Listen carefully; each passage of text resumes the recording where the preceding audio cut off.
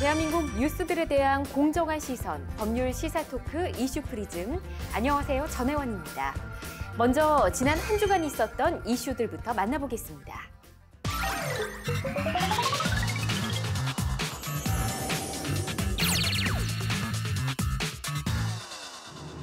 괌 미군 기지에 대한 미사일 도발을 예고한 북한에 대해 미국이 선제 타격을 한다면 이것은 정당 방위에 해당할까요? 미국과 북한의 대치가 점점 강대강 국면으로 치닫고 있는 가운데 미국의 선제 타격론에 대한 국제법적 해석이 나오고 있습니다. 최근 미 뉴욕타임스는 미국이 북한의 선제 타격을 가할 경우 이것이 국제법 등에 따른 정당 방위에 해당하는지 분석했는데요. 이에 대한 이야기 잠시 후 두 분의 변호사들과 이야기 나눠보겠습니다. 2014년 생활고로 고생하다 스스로 목숨을 끊어 세간의 안타까움을 자아낸 세모녀 사건 기억하십니까? 청와대가 이러한 사회 안전망의 사각지대에 놓인 이들을 위한 대책을 발표했습니다. 청와대는 최근 전국 읍면동 주민센터를 찾아가는 동주민센터로 개편하는 내용의 정책을 발표했습니다. 내 삶을 바꾸는 공공서비스 플랫폼이라고 이름 지어진 이번 정책은 지난 2014년 생활고로 스스로 목숨을 끊은 세모녀 사건과 같은 불행을 막기 위한 취지로 만들어졌는데요.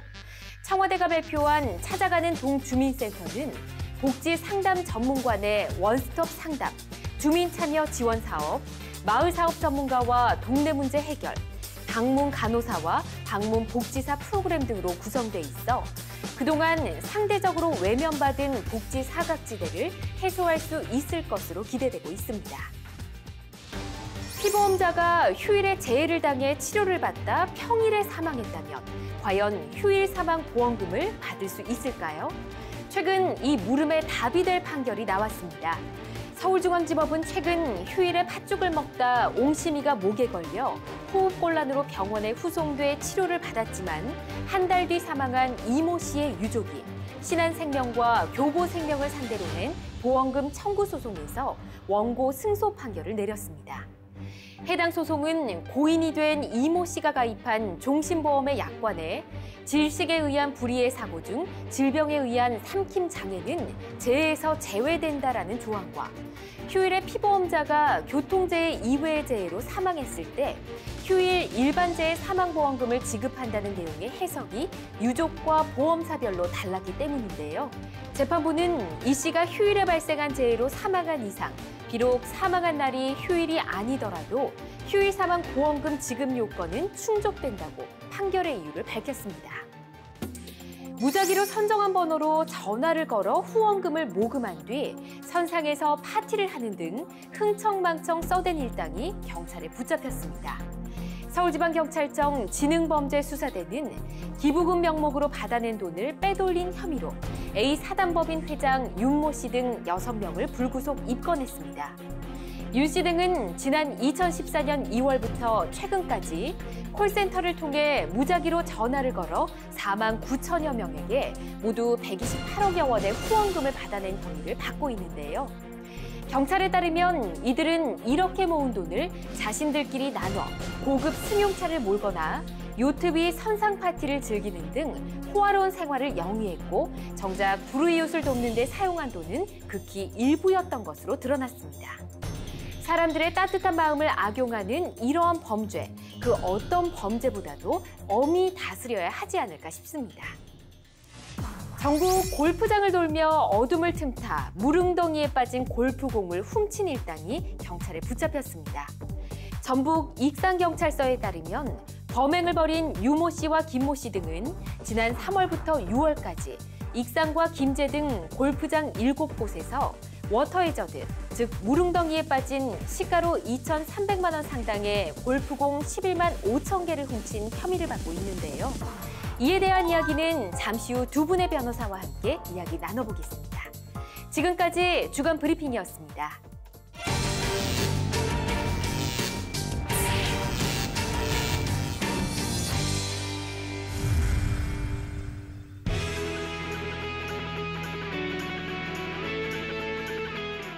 네, 변호사 추격대 오늘도 두 분의 변호사를 모시고 대한민국의 이슈를 추격해 보도록 하겠습니다. 자, 오늘 두 분 인사드릴게요. 안녕하십니까? 안녕하세요. 반갑습니다.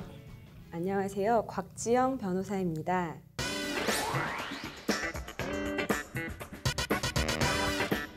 안녕하세요. 전승대 변호사입니다.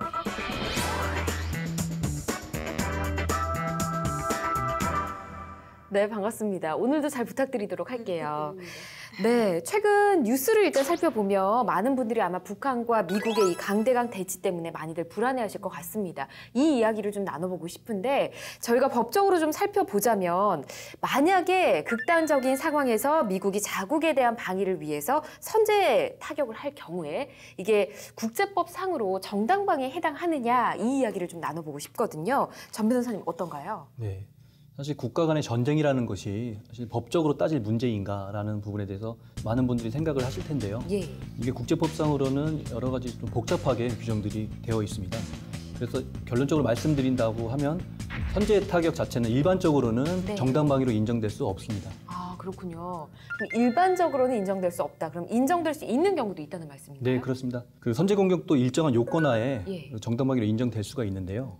첫째로 공격 대상이 자국을 공격할 그런 능력이 있어야 하고요. 네. 다음으로 공격할 그런 일정한 징후가 보여야 합니다. 네. 그리고 마지막으로 공격을 방지할 다른 수단이 없는 그런 보충성의 요건까지 충족을 해야지만 예. 정당방위로 인정이 될 수가 있습니다. 세 가지 요건을 충족을 해야 정당방위로 인정이 된다. 근데 지금 보면 북한의 발표로만 봤을 때는 뭐 ICBM 기술이 있다고 하니까 첫 번째 요건을 일단 충족을 하는 거잖아요. 두 번째, 공격이 임박했음을 알리는 행동. 뭐 판단 내리기가 쉽지 않은 것 같은데요? 그 부분에 대한 해석이 사실은 쉽지 않습니다. 예. 그 북한 김정은 노동당 위원장의 발언을 놓고서 사실상 이제 공격에 대한 그런 실제 공격을 시사한 발언이다. 라는 그런 해석도 있고요. 예. 한편으로는 내부 결속용 허풍에 불과하다. 이런 해석도 있기 때문에 판단이 쉽지 않은데요. 다만 미국 유력 언론에 따르면 그 트럼프 보좌관들 역시 북한의 그런 공격 능력 자체는 인정을 하고 있지만 예. 사실 공격이 임박했냐, 사실 이 부분에 대해서는 조금 부정적으로 인식을 하고 있는 분위기라고 합니다. 네. 또한 그 세 번째 요건인 보충성의 요건과 관련해서 사실은 그 무력 개입 자체는 최후의 수단이고 지금 뭐 다른 옵션들이 남아있기 때문에 네. 현재 상황에서 미국이 북한의 도발에 따라 선제 타격을 한다고 하면 국제법상 정당방위로 인정되기는 좀 어렵지 않나 그런 네. 가능성이 좀 낮다라고 그렇게 생각됩니다. 아, 그렇군요.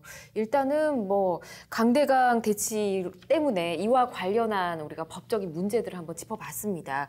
그리고 앞서 주간 브리핑에서 또 하나의 좀 웃지 못할 사건이 또 있더라고요. 골프장 워터 해저드. 여기에 빠진 골프공을 훔치다가 잡힌 일당이 있다면서요? 네, 맞습니다. 최근에 전북 익산경찰서에서 이제 발표한 사건이에요. 예. 이제 발표에 따르면 총 2개의 집단이 이 범행을 벌였다고 합니다. 그래서 밤늦게 골프장에 아마 무단으로 침입했을 거라고 생각이 돼요. 그래서 골프장에 침입을 했고 필드 안에 있는 워터 해저드 이제 물 웅덩이라고 네. 하는데 거기 안에 빠져 있는 골프공들을 이제 꺼내 갔다고 해요. 근데 이제 꺼내는 과정에서 이제 잠수복도 착용을 했고 네. 또 자체적으로 제작한 이제 건질 수 있는 뜰채까지 사용을 해서 만반의 준비를 한 그렇죠. 거네요. 이제 계획적으로 상당히 범행을 벌인 것으로 보입니다. 그렇군요. 네. 근데 왜 그렇게 밤에 또 골프장에 들어가서 공들을 건져왔을까? 이 골프공으로 뭘 하는 건가요? 그 로스트볼이라고 있어요. 말 그대로 이제 주인을 잃어버린 네. 이제 골프를 치다 보면 이렇게 무릉덩이에 빠질 수도 있고 아니면 굉장히 이거를 가지고 올 수 없는 깊숙한 곳에 공이 갈 수 있잖아요. 그쵸? 이 공들 이제 로스트볼이라고 하는데 당연히 뭐 흠집 같은 것도 있고 정상적인 공에 비해서 상태가 약간 떨어지긴 하지만 연습할 때 또는 초보자용으로 이 공이 굉장히 각광을 받고 있다고 해요. 그래서 이런 흠집의 정도나 아니면 코팅의 어떤 상태에 따라서 네. 등급이 이제 매겨져 있고 이거에 따른 매매도 상당히 실제로 활성화가 돼 있다고 합니다. 그렇군요. 그래서 가격이 한 10개에 10,000원에서 15,000원 꼴이라고 해요. 그러면 하나당 한 1,000원에서 1,500원 꼴이니까 네. 만약에 이 범인들처럼 굉장히 많이 이제 골프공을 만약에 이제 가져가게 된다면 상당히 경제적인 이익을 올릴 수 있게 되겠죠. 금액이 엄청 커지겠네요. 그렇죠. 보도를 보니까 훔친 공이 약 12만 개에 달았던 나고 하더라고요. 그러면 지금 순간적으로 계산이 안 되는데 좀 큰 액수인 것 같긴 네. 합니다. 근데 물웅덩이에 빠진 공이기 때문에 처음에 공을 가졌던 주인한테서 일단은 떠난 거잖아요. 그러면 이 빠진 공의 소유주는 정확하게 어떻게 되는 걸까요? 골프장에 이제 물웅덩이에 빠지는 경우엔 주인은 사실상 그 공은 거의 포기했다고 보는 건질 게 수가 대부분이죠. 없으니까요. 그렇죠. 네. 물론 뭐 직접 가서 건질 수도 있어요. 네. 하지만 그런 경우를 제외한다면 대부분의 주인들은 소유권을 묵시적으로 포기했다고 봐요. 그러면 이제 이 공의 이제 주체 소유권이 문제가 되는데 네.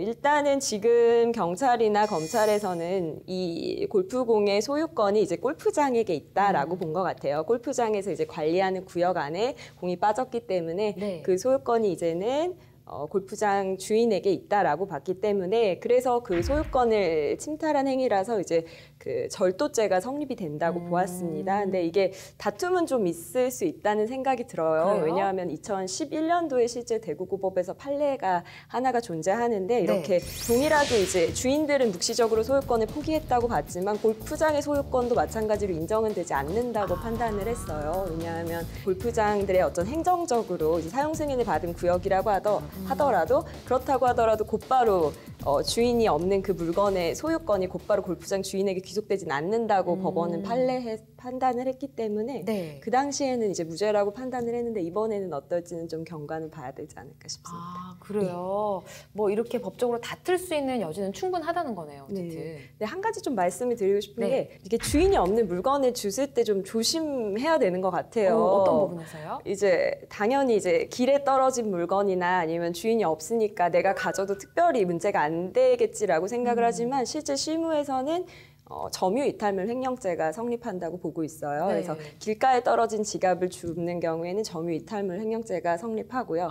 예를 들면 뭐 당구장 같은 곳에 누가 떨어뜨리고 간 지갑을 가져가는 경우에는 당구장 주인의 점유가 또 미친다고 봐서 그 경우에는 또 절도죄가 성립한다고 보고 있거든요. 그래요? 그래서 반드시 유실물이 습득했을 때는 가까운 지구대나 경찰서에 네. 갖다 줘야 될 것 같습니다. 알겠습니다. 정말 사소한 건데 이런 것도 법과 관련하면 정말 일이 커질 수 있기 때문에 조심해야 될 것 같습니다. 자, 저희 주간 브리핑에 관한 이야기는 여기서 좀 마무리를 하고 이제 본격적으로 이슈를 이야기 나눠보도록 하겠습니다. 자, 첫 번째 이슈 전승래 변호사님이 가지고 오셨죠? 저는 요즘 출판계와 영화계에서 많은 사람들의 관심을 받고 있는 광주 민주화 운동에 대해서 살펴보도록 하겠습니다.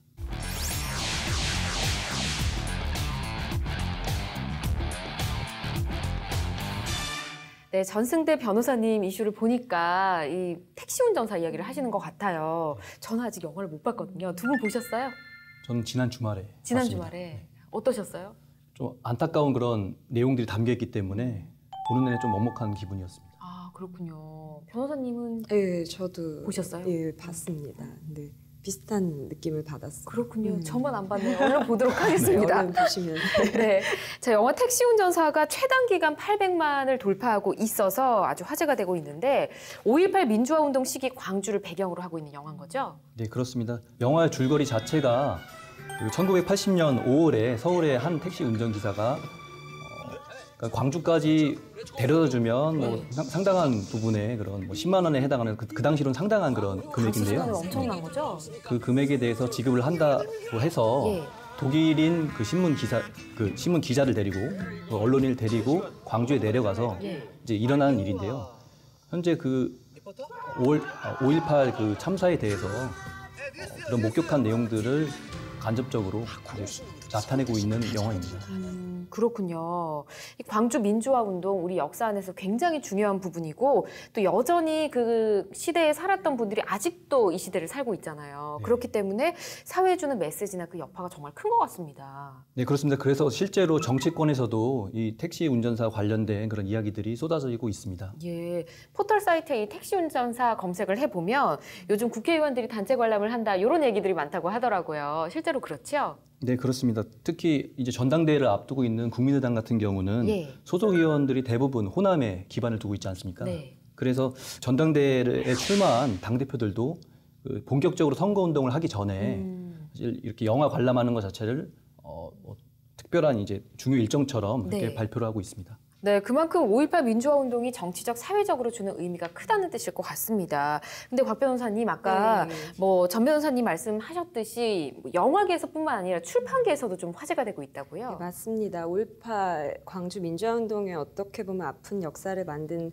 장본인이라고 할 수 있을 것 같습니다. 네. 전두환 전 대통령이 회고록을 출판을 했어요. 이게 얼마 전에 출판계에서 상당히 문제가 됐습니다. 네, 일단은 출판의 자유는 있는 거잖아요. 근데 뭐 어떤 부분이 논란이 된 건가요? 예, 올해 이제 회고록을 출판을 했습니다. 문제는 회고록이다 보니까 아무래도 예전에 있었던 본인이 느꼈던 이런 사실들이나 이런 것들을 서술하게 될 텐데 네. 그런데 이제 이 해당 내용 중에 실제로 있었던 역사적 사실과 다른 부분, 어떤 왜곡이 일어난 부분들이 상당히 있었던 것 같습니다. 예. 그래서 5.18 기념재단 그리고 이런 월항쟁과 관련된 단체들 그리고 또 고 조비오 신부의 유족이 그 전두환 전 대통령과 그리고 아들 제국 씨를 상대로 해서 이 회고록에 대한 출판에 대해서 배포 금지 가처분을 신청을 했습니다. 그렇군요. 그리고 그 결과가 또 출판 및 배포에 대해서 금지 가처분 신청이 인용이 됐죠. 네, 맞습니다. 실제로 재판부도 5.18 단체가 이제 지적을 했던 총 33곳의 내용이 있었습니다. 네. 근데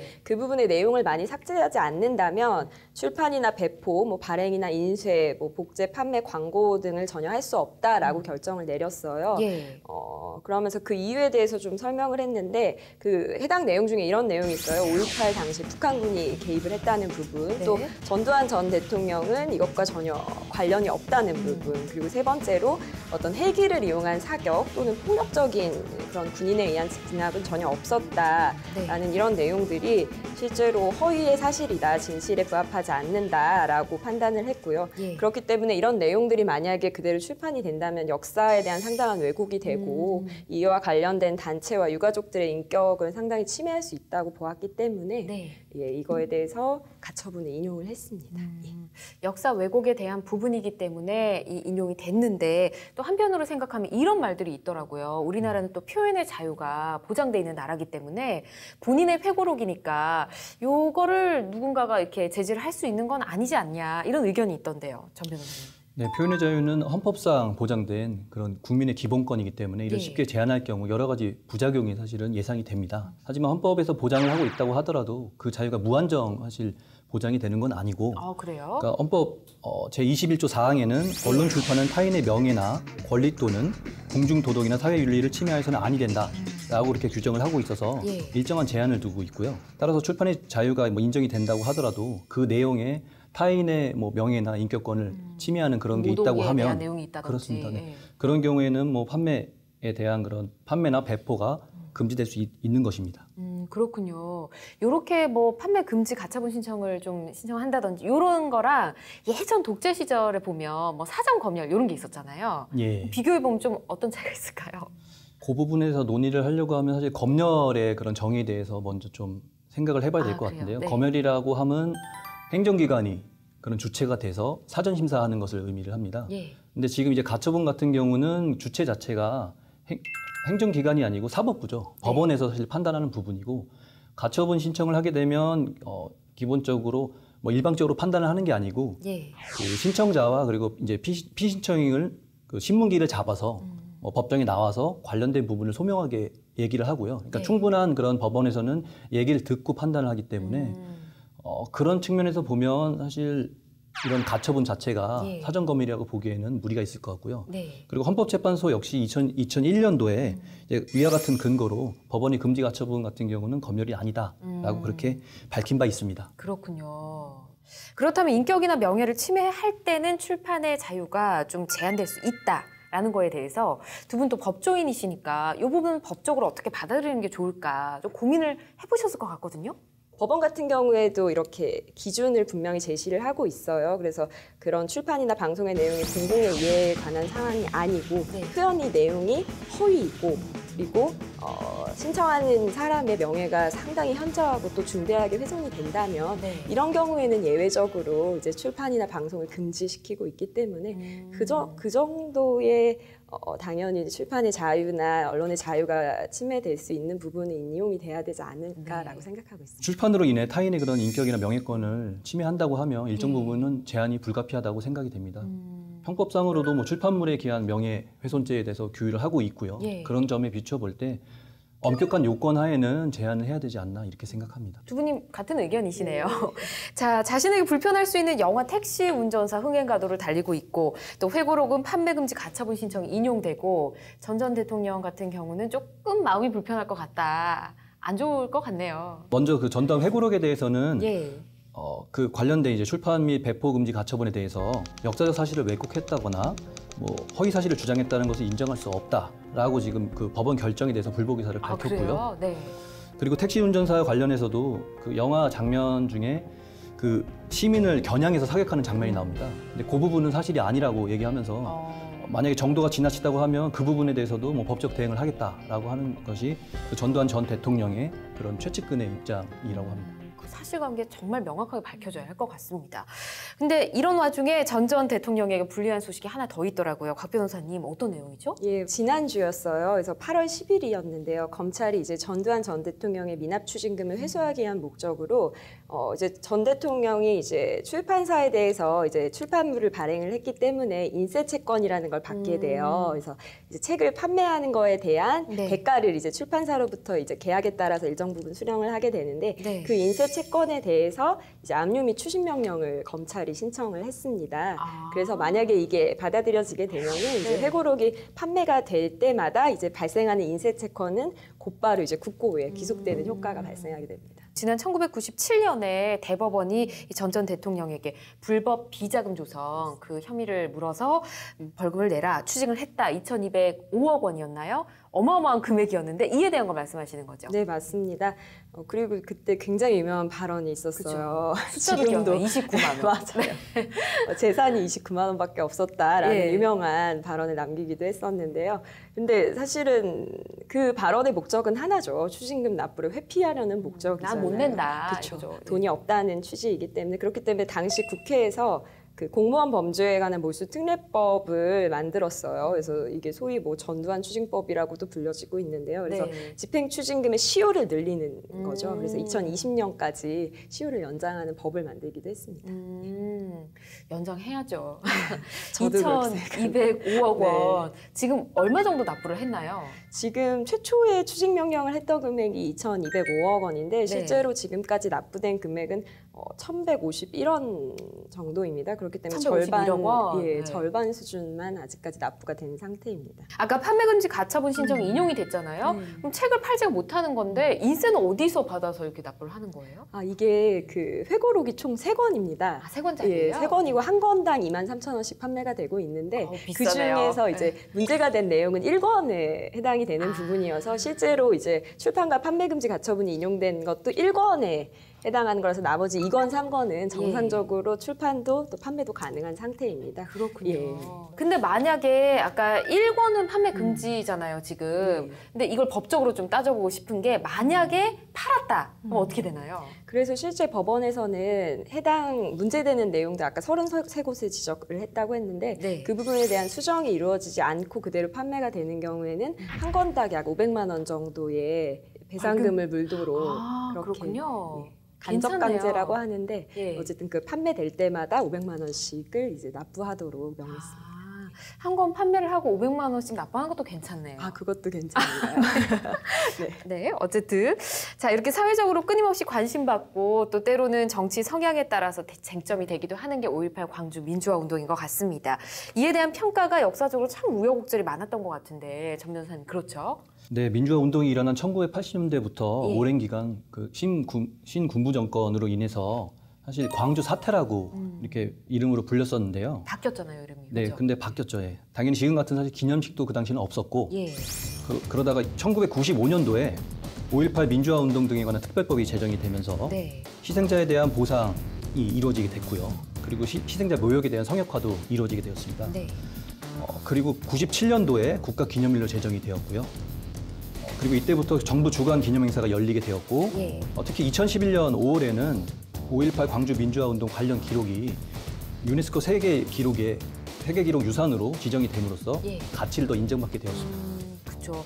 이때 제정된 5.18 특별법 구체적인 내용이 좀 궁금해지거든요. 좀 설명해 주시면 좋을 것 같아요. 사실 그 부분을 논의를 하려고 하면 제정 배경을 먼저 좀 살펴보아야 되는데요. 네.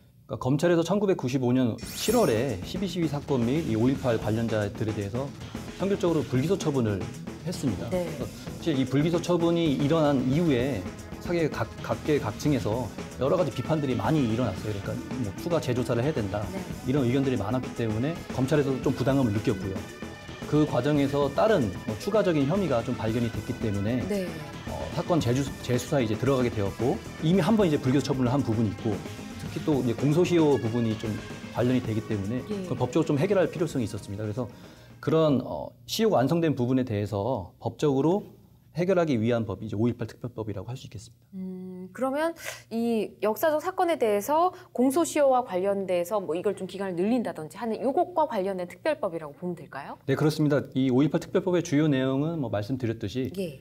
그 전두환 노태우 대통령이 집권하던 시절, 그러니까 그게 1993년 2월 24일까지인데요. 예.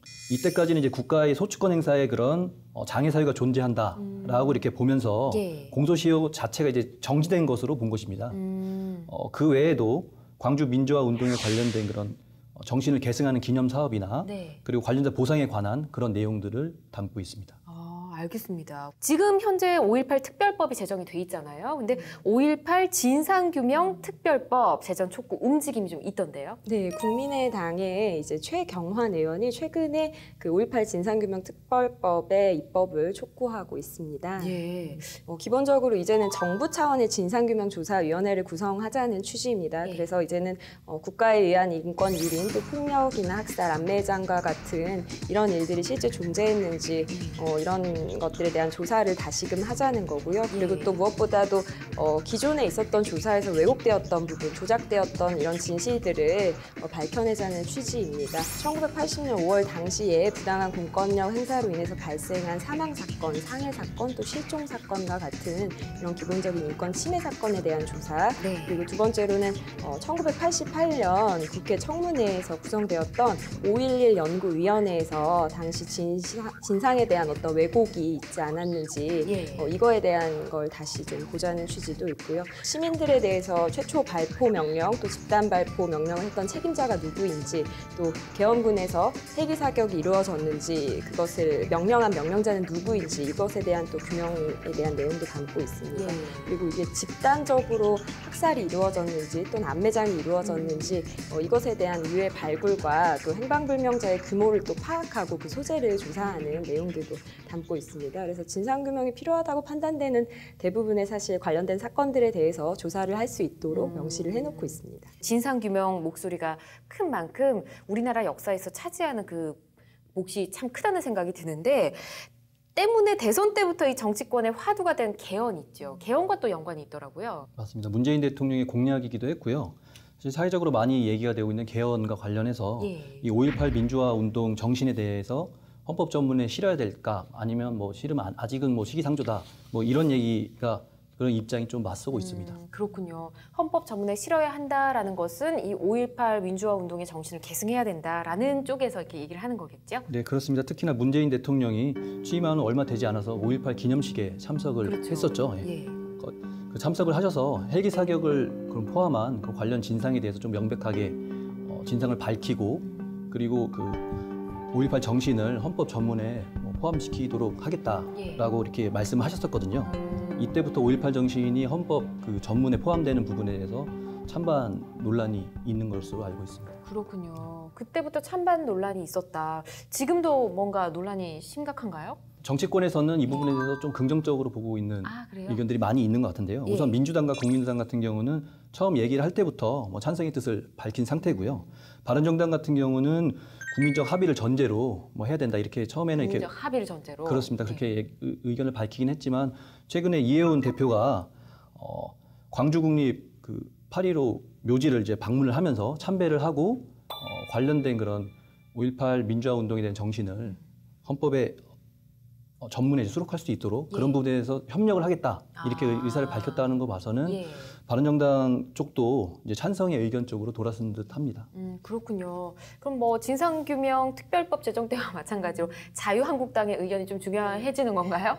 그러니까 자유한국당 같은 경우는 명시적인 어떤 표현을 안 하고 있고요. 그러니까 국민적 합의를 전제로 해야 된다 이렇게만 소극적으로 얘기를 하고 있는 것으로 확인이 됩니다. 소극적이다. 알겠습니다. 곽 변호사님, 이 5.18 헌법 전문에 담는 것에 대해서 여론은 어떤가요?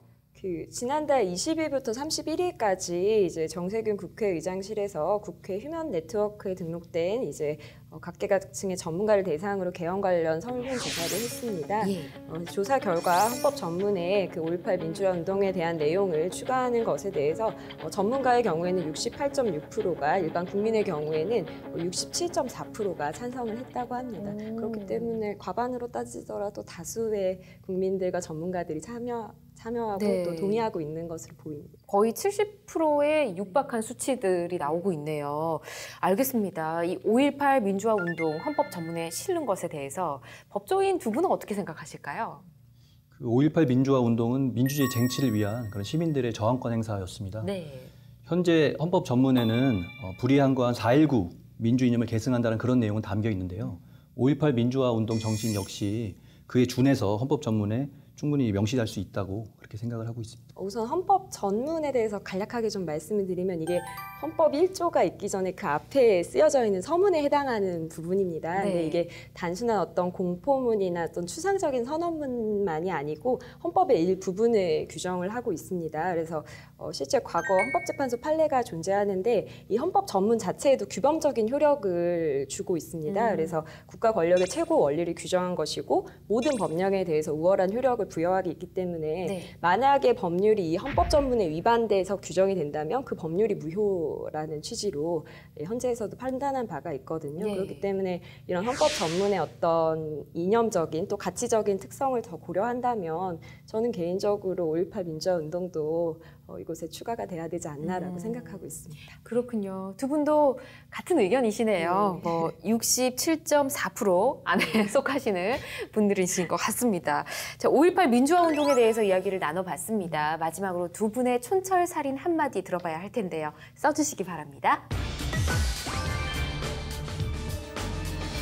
네, 5.18 민주화 운동에 대해서 두 분 어떤 한마디를 써주셨을까요? 전승대 변호사님 먼저 볼까요? 최근 다시 회고록을 출간함으로써 이 5.18 광주 민주화 운동에 대해서 폄하하고 왜곡하려고 하고 있습니다. 네. 하지만 손바닥으로 하늘을 가릴 수는 없는 법이죠. 그렇기 때문에 이번 기회를 계기로 지금 진상위원회도 그 관련 법령도 지금 제정이 될 그런 분위기인데 좀 명명백백하게 그 관련된 사실을 확인을 했으면 하고요. 사실 이런 역사적인 사건에 대해서 그런 사실을 왜곡한다거나 하는 경우에 어떤 처벌을 할 수 있도록 그런 법안을 제정하는 것도 좀 고려해 봐야 되지 않을까 그렇게 생각을 합니다. 네, 맞습니다. 가리고 싶으셨으면 자기 손바닥 크기만큼만 하셨어야 되는데 너무 큰일을 하셨죠. 어쨌든 변호사님 말씀 들었고요. 곽 변호사님은 전 대통령께서는 여전히 시민들을 향한 어떠한 가혹행위도 없었다라고 주장을 하고 있어서 참 안타깝다는 생각이 들어요. 그래서 우리가 해야 될 일은 아까 변호사님 너무 잘 말씀해 주셨지만 우선 진상 규명이 당연히 이루어져야 될 거고요. 그에 관련된 관련자들에 대한 적절한 처벌도 반드시 이루어져야 될 것 같고, 그리고 우리들도 그것에서 한 걸음 떨어져서 이렇게 방관자적인 입장에서 바라보는 것이 아니라 그것에 대해서 정말 관심을 갖고 그때 있었던 그 진실들이 무엇인지 알려고 노력하고 또 그 진실들을 기억하려고 우리들이 끊임없이 노력하는 것이 그때 그 희생자들과 또 피해자분들을 향한 우리의 최소한의 도리가 아닐까라고 생각합니다. 맞습니다. 두 분 말씀처럼 정말 손바닥으로 하늘을 가릴 수가 없습니다. 이 일로 인해서 너무 상처받은 사람들이 많거든요. 이분들이 살아계실 때 조금이나마 마음 편해질 수 있도록 보상이나 이런 부분이 잘 이루어져야 할 것 같고요. 또 우리 전 국민이 이 사건을 인식을 해서 잘 알고 그들의 또 희생을 기억을 해야 될 것 같습니다. 자, 이렇게 첫 번째 이슈 마무리해 보도록 하고요. 자, 이제 두 번째 이슈 만나보겠습니다.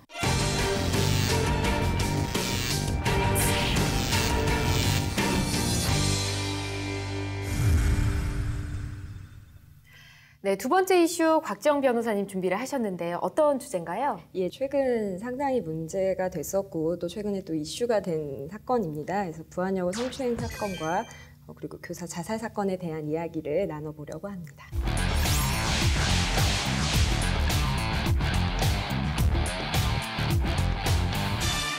네, 이 주제에 대해서 저희가 뭐 과거에 이야기를 몇 번 나눠본 적이 있었습니다. 근데 곽 변호사님 이 주제를 또 가지고 오신 거 보니까 꽤 오랜 시간 좀 문제가 되고 있는 것 같아요. 네, 맞습니다. 언론에서 우선 크게 보도가 됐던 거는 지난달 초 정도였습니다. 예. 그리고 이 사건이 알려졌던 건 그거보다 한 달 전인 6월 초였습니다. 그래서 피해 학생이 그리고 또 학부모들이 해당 지역 이제 교육청에 체육교사 A 씨의 행적을 알리면서 이 사실이 확산이 되기 시작했습니다. 예. 내용을 좀 간략하게 말씀을 드리면 부안에 있는 한 여고에서 이제 체육교사가 학생들을 성추행했다는 사건입니다. 그런데 문제는 이제 조사가 이루어질수록 피해자 수가 끊임없이 계속 나왔잖아요, 예. 졸업생까지. 맞습니다. 끊임없이 계속 증가했습니다. 그래서 이게 이유가 이제 아까 이야기하신 것처럼 졸업생들의 증언도 계속 추가가 되고 있고요. 해당 교사가 성추행을 오래전부터 이게 지속해 왔다는 반증이겠죠. 그래서 예. 뭐 실질적인 피해자는 100명이 넘는다라는 그런 믿지 못할 이야기들이 지금 전해지고 있습니다. 맞습니다. 그때 뭐 저희도 그 이야기를 나누면서 깜짝 놀랐었던 얘기가 기억이 나거든요. 그 교사의 행태라든지 어떻게 그럴 수가 있나 이런 생각이 좀 들었었는데 수사가 좀 어떻게 진행되고 있나요? 우선 경찰 수사는 지금 현재는 마무리된 상태입니다. 그래서 전북 경찰에 따르면은 이번 달에 경찰은 이제 주범으로 지목되었던 체육교사 A 씨를 구속했고요. 예. 그리고 또 다른 B 교사에 대해서도 불구속하는 이제 둘 다 그렇기 때문에 이제 기소 의견으로 검찰에 지금은 송치가 된 상태입니다. 그렇군요. 어쨌든 아직도 진행 중이라는 거. 근데 이 사건을 저희가 접하면서 이야기를 나눠보면서 좀 답답하다 했던 게 이 학생들을 보호해 줄 수 있는 거기도 청소년이잖아요. 근데 이런 시스템이 잘 되어 있지가 않더라고요. 맞습니다. 많은 분들이 그 부분 때문에 굉장히 많이 공감도 하시고 또 많이 화도 나셨을 거란 생각이 들어요. 그리고 네. 부안여고 사건 이후에 또 경기도 여주에서 비슷한 사건이 또 있었습니다. 이 경기도 여주에서도 교사의 성추행 사건이 문제가 됐고 이곳에서의 피해 학생도 지금 70명 이상으로 지금 추정이 되고 있습니다. 여기도 또 어마어마하군요. 네, 맞습니다. 그래서 참 마음이 답답하기도 하고 예. 왜 자꾸 학교 안에서 이런 일들이 벌어지는지에 대해서 좀 속상한 마음도 좀 드는 것 같습니다. 네, 저는 뭔가 좀 이해가 안 되는 게 일단 성범죄에 대한 특별법도 있잖아요, 그렇죠? 그리고 우리 청소년들을 대상으로 하는 청소년 성보호법도 있는 걸로 알고 있는데요. 네, 맞습니다. 일반 성범죄도 물론 처벌이 무겁지만 아동이나 청소년들에 대한 성범죄는 훨씬 더 중하게 처벌을 하고 있습니다. 간략하게 설명을 드리면 13세 미만 아동 같은 경우에는 성폭력범죄 처벌 등에 관한 특례법이 적용이 되고요. 13세 이상에서 만 19세 미만 같은 청소년 같은 경우에는 아동 및 청소년의 성보호에 관한 법률이 적용이 됩니다. 그래서 이제 이 사건에서 문제가 된 강제추행 같은 경우에도 일반 형법상으로는 10년 이하의 징역형을 받게 되는데 네. 13세 미만 아동을 대상으로 했을 경우에는 5년 이상의 유기징역에 처해지게 되고요. 또 13세 이상 19세 미만 청소년을 대상으로 했을 때는 2년 이상의 유기징역에 처해지게 됩니다. 그렇군요. 자, 두 분의 변호사분께서는 이 청소년을 보호하기 위해서 어떤 예방책이 좀 필요할까 생각을 해보셨을 것 같은데 사실 저희가 예전에 이 주제로 얘기했을 때도 너무 어렵더라고요. 어떻게 생각하십니까? 맞습니다. 사실 처벌 못지않게 예방이 상당히 중요한데 예. 실질적인 좀 도움을 줄 수 있도록 좀 그런 기관들의 좀 전문성도 강화하는 게 필요하지 않을까 이렇게 생각을 하고요. 예.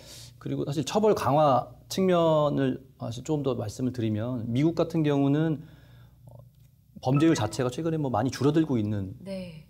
그런 경향이 있다고 하는데요. 그 가장 큰 이유가 처벌을 좀 강화했기 때문이라고 합니다. 그래서 네. 아동 청소년 범죄 같은 경우는 그런 심각성이나 그런 중대성을 감안해 볼 때 지금 있는 형보다도 조금 더 형을 더 늘려서 좀 그런 예방적 효과를 네. 그렇게 좀 예방 효과가 있도록 예. 그렇게 더 추가적인 개정이 필요하지 않나 그런 생각도 해봅니다. 지금 사건이 문제가 된 경우에는 이제 해당 학교의 교사가 이제 아이들을 상대로 해서 성범죄를 저지른 네. 것인데요. 이 구속된 A 교사가 구속된 이후에 이렇게 진술을 했습니다. 나는 단지 친근감의 표현을 한 것뿐이다. 근데 친근감의 표현치고는 아이들의 엉덩이를 만진다든지 아니면 허벅지도 본인의 만지고. 무릎에 앉게 한다든지 이런 행동은 친근감의 표현을 분명히 벗어나는 것이잖아요. 그렇기 때문에 사실 이 학교 내에서 이루어지는 성범죄에 국한해서 좀 얘기를 우선 해보자면 네. 본인이 교사이기 때문에 아이들을 보호하고 또 돌봐야 할 책임이 있지 않습니까? 그런데 이런 성범죄는 특히 문제가 되는 게 본인의 입장에서 생각을 하면 친근감의 표현일 수 있지만 네. 상대방이 피해자 입장에서 생각하면 이게 전혀 친근하게 느껴지지 않을 수 있거든요. 그렇기 때문에 교사들도 물론 그렇지 않을 의도를 가지고 있다고 하더라도 네. 조금 더 신체 접촉이나 이런 걸 할 때는 좀 상대 아이의 입장에서 조금 더 생각을 해야 될 것 같고요. 그리고 아이들도 범죄를 예방할 수 있도록 아이들을 위해서 좀 학교 내부에 이렇게 아이들이 고충을 바로바로 좀 털어놓을 수 있는 이런 기관이라든지 이런 것들이 좀 더 실질적으로 잘 운영이 될 필요도 있을 것 같습니다. 알겠습니다. 이렇게 학교 생활 안에서 학생들의 인권이 무방비로 좀 노출되거나 뭐 이런 걸 방지하기 위해서 학생인권센터라는 것이 설립돼 있긴 한데 이번 부안 성추행 사건과 관련해서 이 인권센터가 문제가 있다는 얘기가 또 있더라고요. 네, 맞습니다. 제가 서두에서 말씀드린 사건이 이제 부안여고에서 있었던 성추행 사건이고요. 예. 부안에서 있었던 한 또 중학교에서 있었던 같은 부안에서? 예, 같은 부안인데 예. 이번엔 중학교에서 있었던 사건이 문제가 됐습니다. 이 사건 같은 경우에 이제 다시금 이제 화제가 다시 됐던 이유가 당시 이제 가해자로 지목이 됐던 A 교사가 자살을 한 채로 발견이 되었습니다. 안타깝네요. 네, 그러면서 이제 가족에게 미안하다, 모두에게 미안하다 이런 내용의 유서를 남겨놓고 자살을 한 상태에서 예. 발견이 됐기 때문에 이 부분과 관련해서도 이제 인권센터에 좀 문제가 있다라는 있다. 취지의 이야기들이 좀 나오고 있습니다. 예. 자살과 관련해서 인권센터 문제가 있다는 거라고요? 예. 어떤 관계죠? 기본적으로 이제 교사가 학생에 대해서 어떤 이런 인권 침해적인 뭐 성추행 행위를 했다 이렇게 되면 이제 교육청 산하에 있는 학생인권센터에서 이런 내용들을 전반적으로 조사를 하게 됩니다. 네. 그런데 이제 숨진 A 교사 역시도 최근에 이제 학생들을 성추행했다는 혐의로 이제 전라북도 교육청에 있는 학생인권센터에서 조사를 받고 있었습니다. 그런데 이제 이 사건 같은 경우에는 지난 4월에 경찰에서 혐의가 없다는 취지로 판단을 해서 사건을 종결한 바가 있습니다. 네. 그런데 이제 인권센터에서 다시금 좀 문제를 삼았던 것 같습니다. 아니 인권센터는 뭐 무혐의를 받은 이미 끝난 사건을 왜 다시 꺼낸 건가요? 기본적으로는 이런 취지입니다. 형사적으로 혐의 없음 처분을 받은 것과 예. 본인들은 이제 교육청이기 때문에 행정적인 조치를 할 수 있는 지위가 있지 않습니까? 그렇기 때문에 본인들이 이런 행정적인 제재를 위해서 조사를 하는 건 별개의 문제다라는 예. 취지에서 시작이 됐고요. 그래서 특히 아까 제가 서두에서 말씀드린 부안여고에서 성추행 사건이 최근에 이슈가 있었죠? 되지 않았겠습니까? 그렇기 때문에 이제 전라북도 교육청에서도 이제 이런 문제가 있는지 조금 더 강하게 좀 살펴봐야 한다, 면밀하게 봐야 한다라고 했기 때문에 종결이 됐던 사건도 다시금 끄집어내서 조사를 시작을 하게 된 것 같습니다. 그렇군요. 예. 그럼 일단 저희가 이 사실만 놓고 봤을 네. 때는 뭐 무혐의 처분 받았는데 다시 조사를 받은 그 교사 입장에서는 정말 억울했을 것 같거든요. 근데 다시 재조사를 한다는 것만으로도 자살할 이유가 될까요? 그래서 그거에 대해서 좀 사실관계를 좀 간략하게 설명을 드리면 물론 경찰청에서는 사건에 혐의 없다고 종결을 했습니다. 근데 아까 말씀드린 대로 이제 교육청 같은 경우에는 다시 인권센터를 통해서 조사를 하도록 명했고 네. 그리고 이 교사에 대해서 직위해제 처분을 내렸습니다. 그래서 아. 직위해제 처분을 좀 간략하게 설명을 드려야 될 것 같은데 예. 이게 공무원으로서의 신분을 보존하면서 직위를 유지하지 못할 사유가 발생했을 때 직위를 일시적으로 해임하는 그런 상태를 말합니다. 네. 그래서 그 요건이 여러 가지가 있는데 공무원의 직무 수행 능력이 부족하거나 뭐 근무 성적이 불량할 때, 징계 의결이 요구가 됐을 때, 또 형사사건으로 기소가 됐을 때 이런 사유들이 발생을 하면 임시적으로 이제 교사로서 활동을 할 수 없게 직위해제 처분을 하는 건데 잠깐 쉬어라 예, 이런 그렇죠. 거죠. 예. 근데 이게 사실상 뭐 공무원법상 징계에 해당하지는 않는데 사실상 징계와 동일한 효과를 발생시키는 거죠. 그러니까 이 직위해제 처분을 받은 교사 입장에서는 상당히 수치스러웠을 거고요. 예. 그렇기 때문에 이런 여러 가지 정신적인 충격들과 혼란 때문에 극단적인 선택을 한 게 아닌가라고 생각이 듭니다. 예. 또 재조사를 해서 또 뭔가 이 자살한 선생님께서 억울한 부분이 또 있었던 것 같거든요. 네.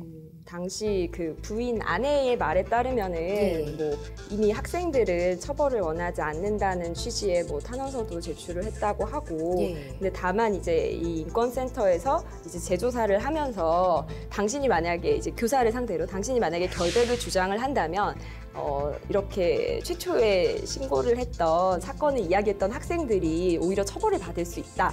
그러니까 혐의를 인정하라라는 취지로 좀 강요를 했다라고 이제 유족의 아내 측은 주장을 하고 있습니다. 혐의를 인정해서 좀 잘 풀어가자. 이렇게 뭔가를 구슬렸다? 뭐 이런 느낌이겠네요. 그렇다면 학생들이 증언을 일단 했다는 거잖아요. 이 학생들의 증언 내용이 또 중요해 보일 것 같은데요? 네, 숨진 A 교사는 지난 4월에 그런 여학생들을 성추행했다는 그런 혐의를 받았는데 예. 그 당시 제출된 진술서, 학생들의 진술서에는 허벅지를 만졌다. 이 선생님이. 네, 뭐 그런 내용들이 담겨 있었다고 알려지고 있습니다. 예. 하지만 근데 최근에 밝혀진 바에 의하면 좀 그런 진술서의 진위 여부에 대해서 이제 의문을 품을 만한 그런 내용들이 좀 제기가 되고 있습니다. 뭐 어떤 것들이 제기되고 있나요? 그 숨진 A 교사의 유족들에 따르면 예. 이 처음에 이제 이 수사가 진행된 것도 동료 교사가 그 학생들을 약간 부추겨서 뭐 진정을 하게 됐다. 수사가 진행되게 됐다. 이런 의혹들이 있고요. 예. 그리고 당시 이제 진술서를 제출한 그 학생들이 다시 교육청에 탄원서를 보냈다고 하는데 그 탄원서의 내용은 지난 7일에 한 매체를 통해서 공개가 되기도 하였습니다. 그 네. 내용에 따르면 잘했다고 칭찬해 주는 것도 다리를 떨면 복이 달아난다고 무릎을 친 것도 주물렀다고 적었다. 허벅지는 절대 아니다. 왜곡해서 적은 거네요. 그렇습니다. 그러니까 과장 왜곡해서 사실 내용이 들어갔다고 그 탄원서 내용을 보면 네. 약간 실질적으로 교사가 학생들 성추행하지 않았다는 내용을 좀 추정할 수 있습니다. 그렇군요. 아니 뭔가 잘못된 것 같습니다. 처음부터 이 문제가 이게 동료 교사가 왜 학생들을 부추겨서 그런 진술을 하게 했는지도 궁금해지고요. 만약에 이런 사태가 쭉 이어져서 이 교사는 결국 자살을 했잖아요. 그럼 이에 대한 책임은 누가 지게 되는 건가요? 동료 교사는 어떤 처벌을 받게 되고 교육청이나 인권센터 어떤 책임을 지게 되는 건가요? 그 동료 교사가 이 숨진 교사가 그러니까 상당히 결백하고 실제로는 이런 성추행을 하지 않았다는 걸 명백하게 알고 있었음에도 이 동료 교사를 허위 사실을 신고를 해서 처벌을 할 목적을 가지고 있었다면 네. 형법 이제 156조에 있는 무고죄로 이제 처벌을 받게 될 겁니다. 동료 교사는 예, 그렇죠. 그리고 이제 교육청과 인권센터 같은 경우에서도 만약에 이런 중대한 과실로 어떤 이런 일 처리를 하고 또 조사를 하고 이런 부분에 문제가 있다면 또 그로 인해서 이제 사망을 했다는 것이 밝혀진다면 이제 일정한 부분 국가배상 책임을 질 여지도 있습니다. 그 사망과의 인과관계나 이런 부분에 대해서 뭐 강압적인 조사 때문에 사망했다라는 부분에 대해서 입증하기가 사실은 쉽지는 않습니다. 쉽지는 않은데 예. 사실 뭐 유족 연금에 대한 그런 판례를 살펴보면 예. 실질적으로 뭐 경무에 시달리다가 스트레스로 자살한 경우, 기타 그런 경우에 있어서 자살인 경우에도 공무상 재해로 인정하는 경우는 있습니다. 그래서 그런 부분들을 고려할 때 국가도 어느 정도 책임을 져야 될 가능성도 있습니다. 그렇군요. 알겠습니다. 이런 이야기들을 나누다 보면 참 학교가 좀 신성시되는 장소잖아요. 근데 어떻게 이런 일이 발생할 수 있을까 싶은데 학생들의 인권도 물론 보호가 돼야 되지만 이 사건을 보니까 또 교사들의 인권도 좀 보호가 돼야 될 것 같거든요. 학생들의 인권과 관련해서는 이미 학생 인권 조례라는 것이 이제 각 지자체별로 마련이 되어서 실제 네. 지금 시행이 되고 있습니다. 그런데 상대적으로 이제 그런 학생들을 교육하고 또 보호하고 감독할 책임이 있는 교사들에 대한 인권을 보호해줄 수 있는 제도는 네. 상대적으로는 좀 미비한 실정입니다. 그래서 그 전라북도 교원단체 총연합회가 보도자료를 냈습니다. 네.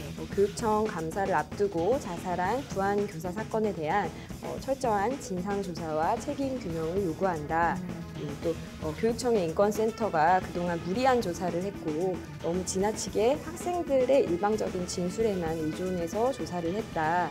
또한 교사들의 인권도 존중되고 또 보호받아야 한다라는 네. 취지의 보도자료를 냈습니다. 그렇군요. 교사들도 보호가 돼야 될 것 같습니다. 만약에 이런 장치를 법적으로 마련을 한다면 어떤 것들이 좀 필요할지 어떻게 생각하세요? 이미 교원의 지위에 관련된 법이 있습니다. 그래서 예. 교원 지위 향상을 위한 특별법이라고 하는데요. 이게 교사의 신분을 보장하고 또 교육 활동을 보호하자는 취지에서 제정이 됐는데 네. 근데 이제 뭐 일련의 사건들을 보면 아시겠지만 최근에 이제 여교사가 그 같은 반 안에 있는 학생들한테 오히려 수업 시간에 성희롱을 당한다든지 이런 것들도 매스컴을 통해서 그렇죠. 또는 학부모가 이제 자신의 아이를 이제 훈육했다는 취지로 예. 이제 수업 시간에 찾아와서 이제 교사의 뺨을 때린다든지 이런 일들도 보도가 되고 있지 있어요, 않습니까? 그런 일이? 네, 보도가 실제로 되고 있는데 예. 이런 것처럼 교사들의 인권이 침해됐을 때는 사실상 이것을 보호해 줄 수 있는 이 법률로서 이게 작용은 하지는 못하고 있는 것 같습니다. 그래서 이 법이 좀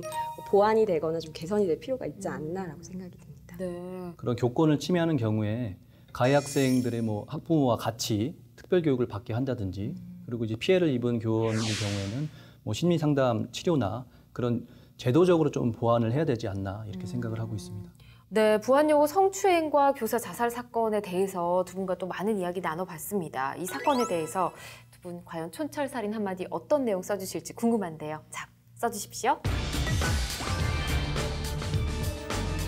네, 두 분의 촌철살인 한마디 들어보도록 하겠습니다. 자, 곽 변호사님. 이런 문제들이 비단 어떤 특정한 것의 문제가 아니라 오히려 전체적인 시스템의 문제가 아닐까라고 생각이 듭니다. 그래서 아이들이 학교에서 어떻게 보면은 대학을 가기 위해서 좋은 입시 전쟁을 치르기 위해서 학교를 가는 곳이 아닌데 어느 순간부터 학교는 그런 곳으로 전략을 했고 교사들은 아이들을 그렇게 훈련시키는 역할을 감당하는 게 교사가 돼버린 것 같습니다. 그렇기 때문에 제도들이 좀 개선이 됐으면 좋겠고 선생님들도 또 사실 행정 업무가 너무 많아서 아이들한테 또 관심을 충분히 갖지 못하고 또 너무 그런 학교별 또 서열화가 이루어지기 때문에 맞아요. 이런 것에 또 신경을 쓰다 보니 또 아이들한테 관심을 못 갖게 되는 측면도 분명히 있을 것 같습니다. 그래서 좀 아이들과 선생님이 충분히 의사소통하고 교류하고 서로 아낄 수 있는 그런 시간과 장들이 학교에서는 최소한 마련이 돼야 되지 않을까. 그래서 사랑받는 아이들이 많아지고 그 아이들을 통해 존경받는 스승이 또 많이 나오기를 바라봅니다. 네, 알겠습니다. 자, 전 변호사님은 네, 앞서 첫 번째 주제에서도 표현의 자유와 그리고 인격권의 그런 충돌에 대해서 다뤘었는데요. 사실 국민의 알 권리나 그런 표현의 자유도 중요하지만 당사자의 인격권이나 명예권도 상당히 중요하다고 생각이 듭니다. 네. 사실 이 사건이 진행이 되면서 그 관련 교사에 관련해서 그 지역 언론사가 그 교사가 성희롱범이다. 그리고 뭐 내사 종결은 잘못됐다. 사실 네. 그런 취지로 보도를 했다고 해요. 사실 어떤 이제 범죄가 확정되지도 않은 상황에서 그런 축소성 보도를 받게 되면 당사자는 상당한 그런 심적인 부담감을 느꼈을 예. 거라고 생각이 되고요. 때문에 어떤 좀 명확치 않은 부분에 대해서는 좀 보도할 때도 신중을 기하고 앞으로는 그런 이제 억울한 사람이 발생하지 않도록 되었으면 합니다. 네, 알겠습니다. 어떻게 보면 학교라는 곳은 선생님과 학생이었을 때의 추억이 좀 평생 가는 그런 추억들이 만들어지는 장소일 것 같다는 생각이 드는데 어떻게 보면 이런 일들을 당한 사람들 같은 경우는 학교가 또 끔찍한 장소로, 끔찍한 추억으로 기억될 수도 있을 것 같습니다. 아주 즐겁고 행복한 기억으로 평생 가져갈 수 있도록 이 부분에 대해서만큼은 빠르게 대책이 좀 마련돼야 할 것 같습니다. 자, 오늘 두 분과 함께 이슈 이야기 나눠봤고요. 함께 해주신 두 분 고맙습니다. 감사합니다. 네, 법률적인 시선을 통한 원칙적인 시사 분석, 법률 시사 토크 이슈 프리즘. 오늘 준비한 순서는 여기까지고요. 저희는 다음 시간에도 대한민국 이슈와 함께 또 냉정한 시선으로 돌아오겠습니다. 시청해주신 여러분 고맙습니다.